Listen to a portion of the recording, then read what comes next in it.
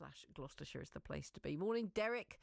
Derek in Tetbury said, I had a strict upbringing, Anna, and we were always told that it was etiquette to eat a sandwich with your hands, but if you toasted it, you use a knife and fork. What? So it's the same ingredients, the same food stuff, but yes, if it's a sandwich still, unbaked if you like, then you eat it with your hands, and if you toast it, you use a knife and fork. So where does that leave us with toasted sandwich then? I'm feeling a migraine coming on at the whole prospect of this. I'll tell you what, it's not up to me, it's not up to you, but it may well be up to Grant Harold. So when is cutlery actively discouraged? When is it okay, nay, the absolute done thing to use your fingers? Ex-Royal Butler Grant Harold lives outside Tetbury himself. He can tell Derek direct and advises on all things etiquette. Hello, good morning. Good morning. This is a minefield, I'm understanding here. Well, it is, but I love the fact, I'm so proud that you used your knife and fork to eat the sandwich. I mean, as you know, when you say Subway, I thought you were on the Underground, but I think this is fantastic. And, of course, you can use a knife and fork to eat a sandwich. I always put cutlery out even for afternoon tea, for the afternoon tea sandwich. I still put a small knife and fork out in case somebody wants to use that. The only way I can describe it, Grant, it was unwieldy. There were things going to be dropping off in all directions, so this was a way of, herding it like cats.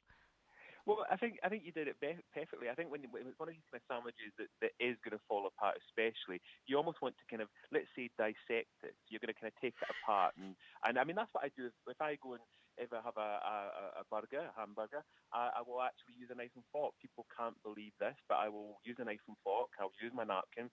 I will take it apart and I will eat it the same way I would with anything else. Well, can I just hold you there? Hang on a minute, Grant, because somebody now is saying that with the burger, it depends on the circumstances. So if you're eating it as like a McDonald's takeaway, then they would say, no, you'd use your fingers and that's all. But if you were eating it in a restaurant where it's stacked up to the nines and has a stick through it to hold the thing, upright, then they'd say, no, eat it with a knife and fork, this person's saying. But it's very confusing.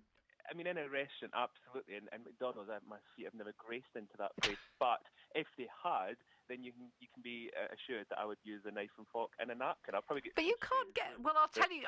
You haven't been in them because you can't get a knife and fork. My friend Spencer went into a McDonald's years ago. Again, having never been in before.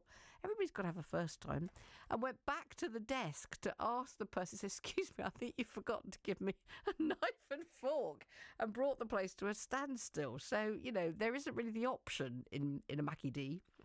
When you see a desk, it sounds like you're checking into somewhere. I mean, I think the reality is if I went in, I think it'd be a bit of a nightmare. I mean, I'm kind of used to table service and obviously the kind of nice linen and the cutlery. So I think if I went in and couldn't find it, I'd be walking straight back out. But there is occasions when you, of course, can use your hands, and that's the things like asparagus, which traditionally, as long as it's served on its own, you can use your hands for that. Obviously, artichokes you can use your hands for. And certain seafoods, which I kind of tell people to avoid at a dinner party, but for lobsters and those kind of things, of course you need to kind of use your hands to kind of get in there, but it can be a bit messy.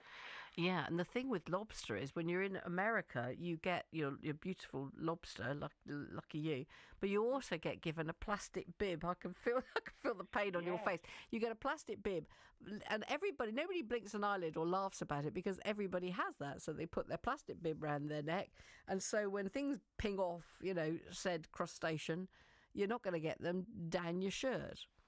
Well, I've been over there, and I know exactly what you're talking about because somebody opposite me ordered the lobster, and I saw this plastic bib, and I thought I was in kindergarten. I thought I'd gone right back. I thought we were going to get the crayons and the paint books out in a second.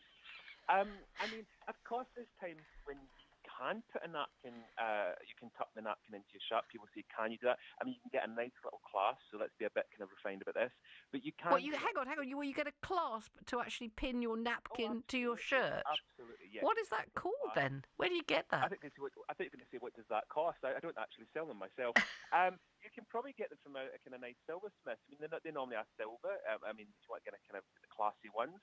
And they just clip onto your shirt. And it's great especially if you're going to something in the evening and say you're having something to eat and you don't get any kind of mess. I mean, can you imagine going into one of these, what do you call it, McArthur, McDonald's, whatever they are? Imagine sitting in one of those with your little clasp in your napkin. I'm sure you'll get some odd looks. Yeah, you would do. But so who is, though, apart from possibly the royal family and you, who is ever going to do that? And instead they just tuck the napkin into their shirt. But that's okay, is it? That's legitimate in good behaviour. I think so. I mean, it depends on what. If you're going to kind of tie dinner, I always say look at what the host is doing. If the host feels that whatever they're having is messy, and he's aware that the ladies might have their kind of beautiful kind of gowns on, and they don't want to get any mess, and possibly they will clasp them on. But then again, if it's something that's not messy, then the napkins will go in the lap.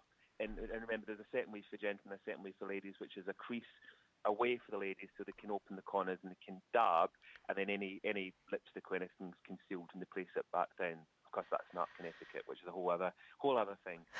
What about pizza? Knife and fork? No knife and fork, ever. Avoid. Thank you very much. Grant Harold, ladies and gentlemen.